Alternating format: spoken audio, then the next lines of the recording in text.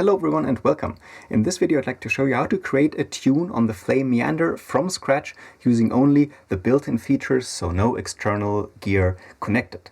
This is how I jammed on my camping vacation recently, and it worked really well because the Flame Mäander just offers everything inside the box, so you can do sequencing, you can do the effects with a filter bank, and it's very self-contained, and you just need to record the audio output and you can create a whole piece inside this device. For this video I'll assume that you will know a little bit about the Mäander already, so you already know that it's a 4-voice wavetable synthesizer with an additional noise oscillator and of course the iconic analog filter bank. And you already know the MIDI looper which is on board here, and the shots mode which lets us repeat steps and live record MIDI events. But in this video we'll also have a look at the built-in step sequencer of the oscillator track, where you can input notes step by step. But let's start from the beginning.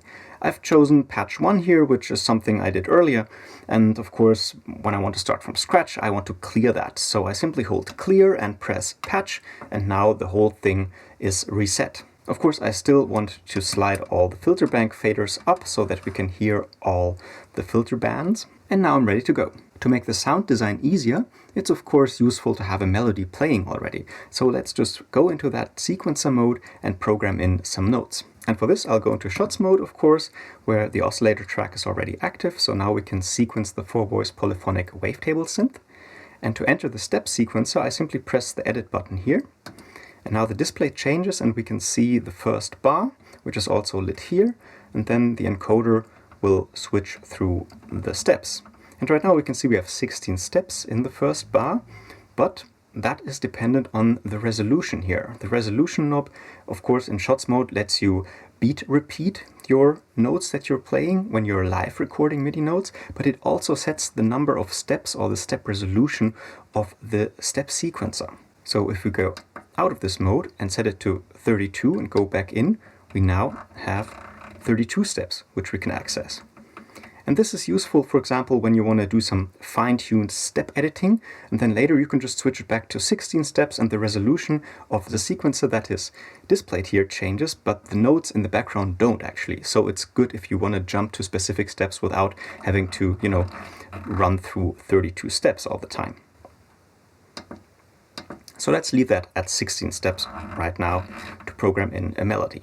Programming is very easy. You simply select the step and then you use the keyboard here to enter one or more notes. Of course we can press start now and the sequencer will run, and we see that the first bar is already flashing. Here's the tempo which we could adjust, but let's just leave it at what it is right now. So for step 1 let's just enter a C. For step 4 a D, and 5 an E. And then, let's just continue with the pattern of those notes. And right now we don't hear anything because we have reset our pattern, but our knobs are still in a weird position. So let's just go to the filter bank and go to a low-pass filter, and then switch to synthesizer. And now we can already hear something. Here the cutoff knob can control the cutoff. We can just dial down the envelope amount, modulation, and change the envelope a little bit. And then of course it's time to dial in a wavetable. We use the color knob for that.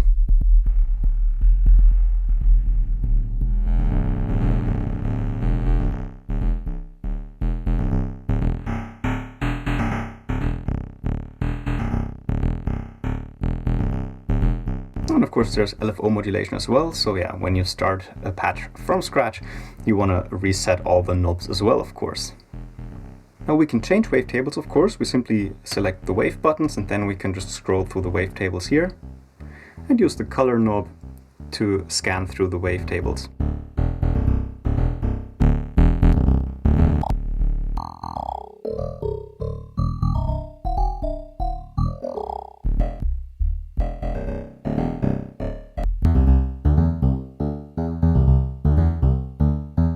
Let's take this one. Okay, so let's go back into shots mode and the step sequencer and add some more notes. We can also add more than one note because it's 4-voice polyphonic, but let's find just an empty step like this, and I'll show you another feature of the step sequencer. We can simply hold a note and then we can transpose it.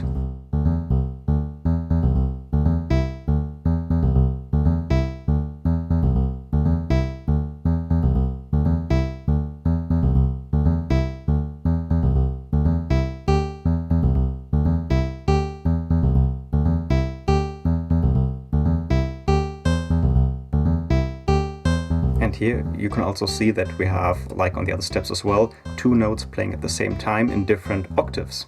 Because this note was an octave below, and this one was at +2. But of course you can change this by simply holding the note. Okay, I'll just turn down the oscillator track slider to mute it. So let's look at the sound design a little bit. We have the color knob, which selects the wave inside the wavetable, and we can have the LFO modulate that, or actually one or both LFOs modulate that. So let's try that out. I'll just simply turn the knob up, and on this half, LFO2, which is at a triangle wave right now, very slowly, will now modulate the color knob.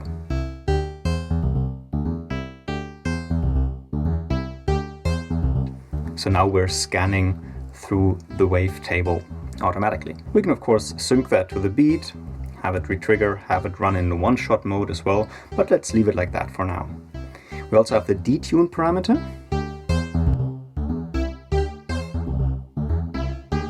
Until the midpoint works like, just a little fattening effect, but then past the midpoint it gets really crazy and detunes it a lot. So we have more notes playing at the same time now, which are all slightly detuned. And then at the maximum setting, it sounds nicer again. So let's just dial it down a little bit to get like a little moving effect. Okay, and then of course we need to look at the filter bank. And right now it's set to synth. So right now it's just emulating what we have set up here. So a low pass filter, and we have a cutoff amount here. So it really just sounds like a low pass filter, but it's really just the 12 bands of the filter bank which are simulating a low pass filter. So we can still turn down certain frequencies here. And if you're listening to that on headphones, you can hear that we're now hearing things on the right ear mostly, because if you have two cables plugged in here, then it's stereo, and all the frequencies above the bass frequencies will be left, right, left, right, left, right, left, right, and so on.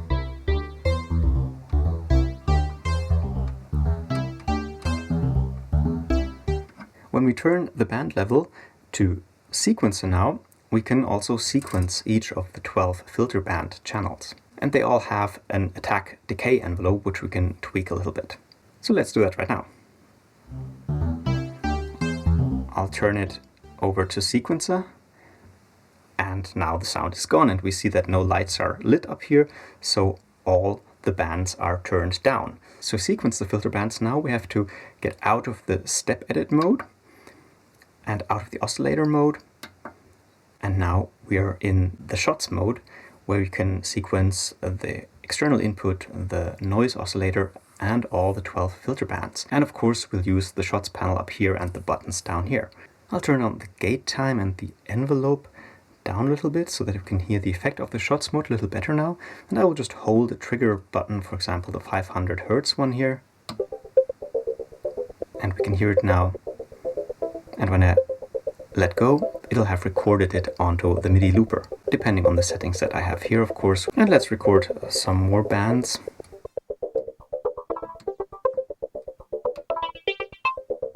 And I'm turning the resolution knob while I'm live recording it so that we can get different rhythms on the filter bands. So this is slow, and then I can just add some faster ones in between.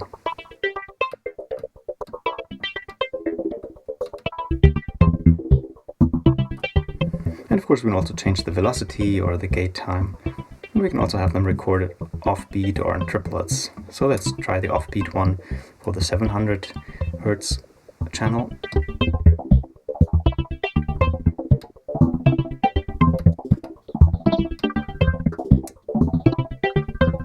And like this, we just keep overdubbing and overdubbing onto the sequencer track. And because I think it's a nice feature, let's also add some noise shots here. And that works the same way as recording the filter bands. So I'll just hold that or just press it.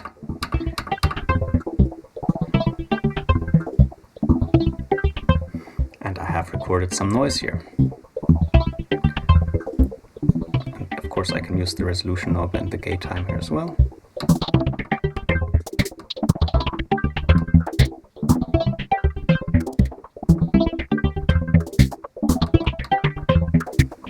course, like the oscillator, the noise also goes through the filter bank, so when none of the bands are active, then I won't hear the noise. Of course, I can still change the band level and turn it to a mix, for example, between the sequencer and the synth simulation.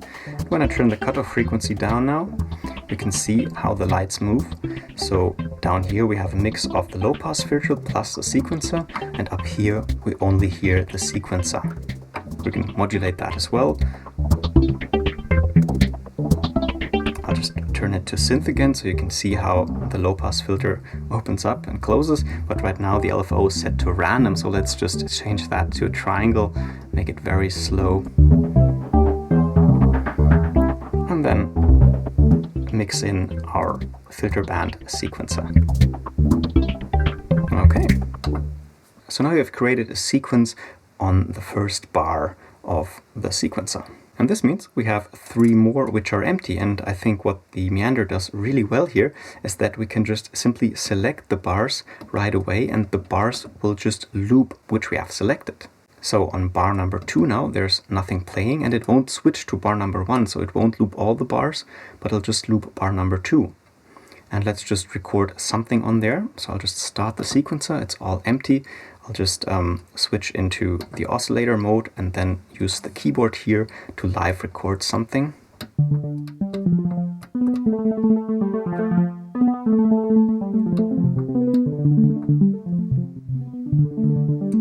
Go out of the oscillator mode, record some noise shots.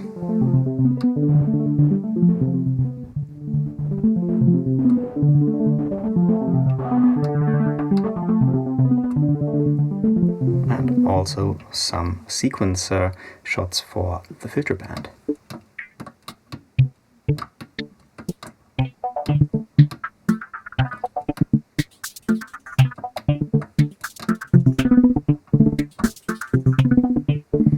And you see it's very easy using the MIDI looper and the shots panel up here to record some funky patterns. And of course now this is all saved on bar number 2, and I can just switch to bar number 1, and then it'll play bar number 1.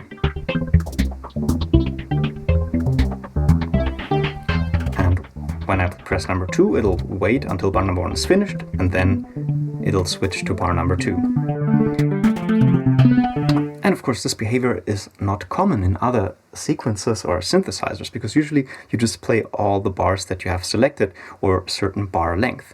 And this is of course possible on the Mäander as well, and it's very easy to set up, because you just hold the first one in the chain and then you just press the other ones, and then it'll just go sequentially and loop all the selected ones. So now it starts on bar 1 and switches to bar 2, and then it goes round and round.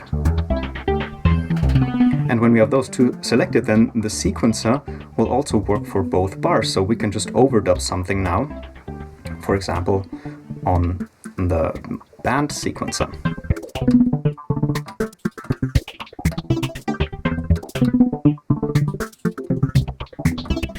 So now we record on both bars after one another.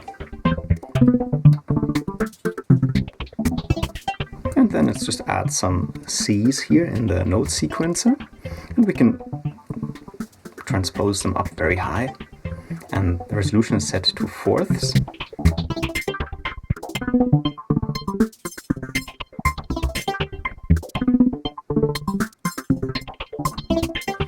And now we have overdubbed over the 2 bars those high C notes. And of course we can now just, have some more fun with it. Transpose the keyboard down.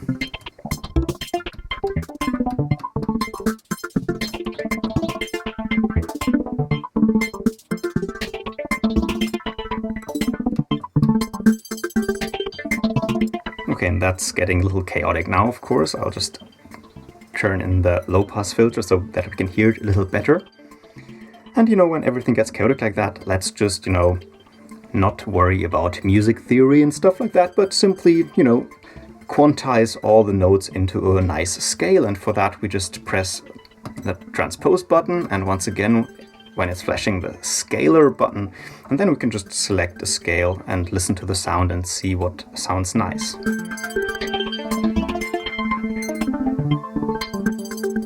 So now all the notes we've played, no matter where they are, will be quantized into a pentatonic scale, for example, or a blues scale.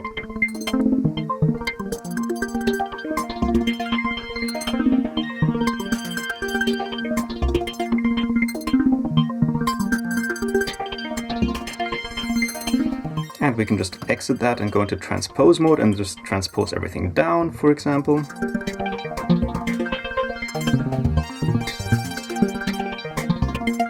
And up.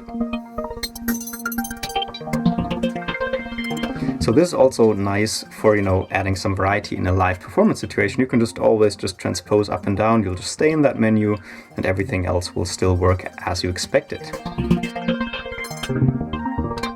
And of course now we could just record bars 3 and bars 4 as well, and then loop them all. And let's just quickly do that with bar number 3, just to show you what else you can do with this bar sequencer, although you might have already expected what I'm going to show you.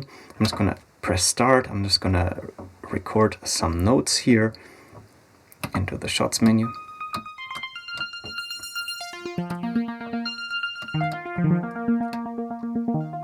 And of course it's still scaling everything into the scale I have selected. Let's add some noise shots. And of course sequence the bands as well.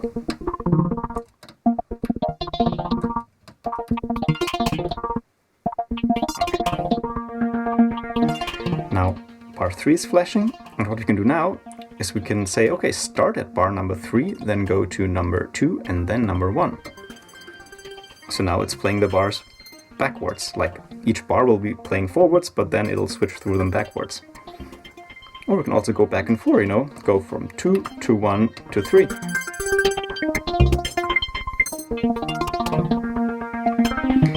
And you can see that this all works seamlessly while the sequencer is running, so you can add a lot of variation there. Or we can just have it, loop bar number 3, just press number 3, and when it's done with the bar before that, it'll just go there, and now it'll just loop that.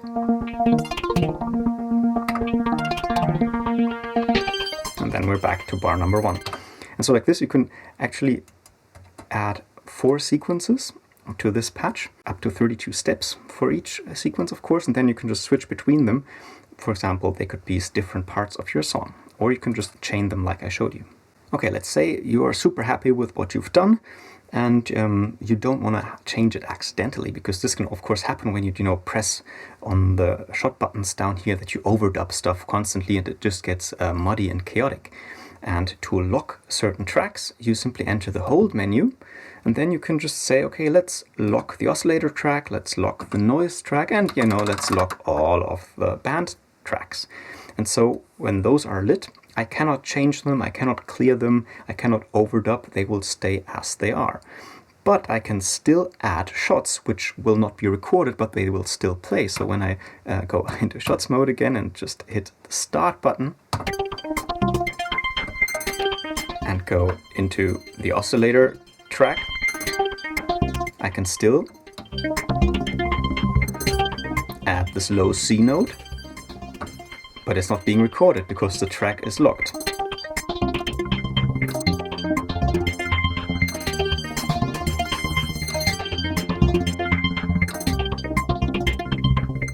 So this is really cool if you want to add some spice to your sequence while you're playing live without, having to overdub or clear it or do something weird like that. Okay, one more sequencer related thing on the Flame Mäander, the Arpeggiator. This one's completely separate from the sequencer we've seen so far.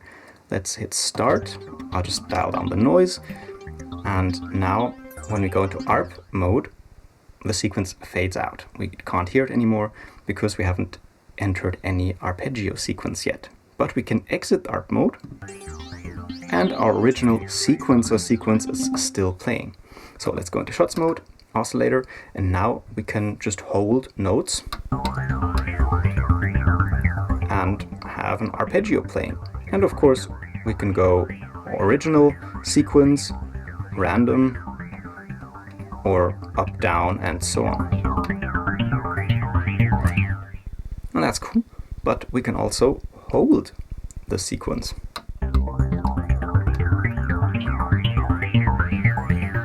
And now when we exit ARP mode,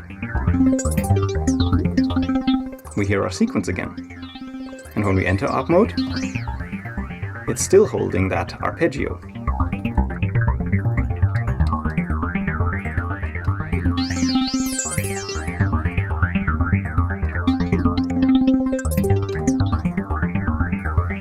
So as you can see, you can not only step sequence, live record MIDI on one track, but you also have the arpeggiator separately, which you can program and hold or change as you wish, and then you can just switch between those two sequences on the fly, and of course still use all the bars to add different sequences together in a certain way.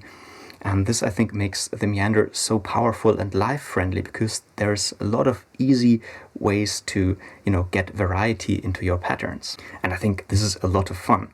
So yeah, I hope this gave you a nice overview of how to create a sequence, how to create arpeggios, and how to, just work with the Flame Mäander to create a melody or even like a full-blown song. Go ahead and watch my other videos on the Flame Mäander. I've got a link to the playlist in the video description here. And yeah, like, share and subscribe, and of course write your questions in the comments below. Thanks a lot for watching and have fun with the Meander.